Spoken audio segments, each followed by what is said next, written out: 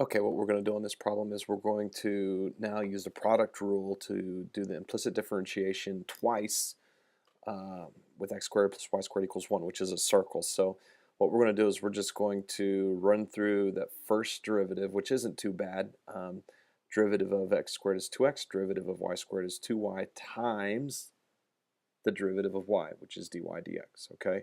And that's the whole point with implicit differentiation, where you go, Hazelwood said add dy dx, okay? The next thing that we want to do is get dy dx all by itself. So subtract the 2x, divide by the 2y, okay? The 2's cancel out, and you're left with negative x over y. And I'm just going to rewrite that as negative x times y to the negative 1, okay? The reason I want to do that is because I want to use the product rule instead of the quotient rule. So when I take my second derivative, I'm going to have the product rule that's going to happen, and I'm going to take the derivative of the second guy, all right?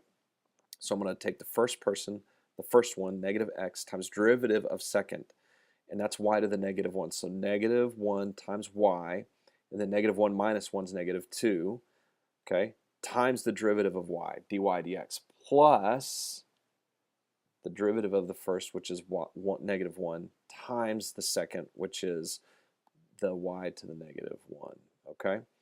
So that's that setup for the product rule, okay? And then I'm just going to try and clean it up just a little bit and combine like terms where I can. And also, if you'll notice that dy dx is equal to negative x times y to the negative 1, I can replace those. Those are the same things, okay? That's what that little red arrow is pointing to. So then when I multiply through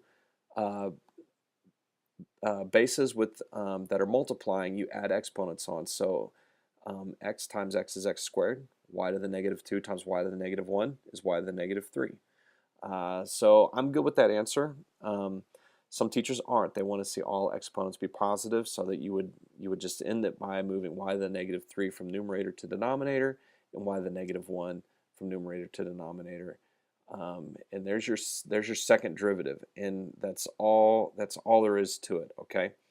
It's a little bit tricky, but hang in there, and with a lot of practice, you'll see some of these tips and tricks, and you'll be able to work these out consistently every time.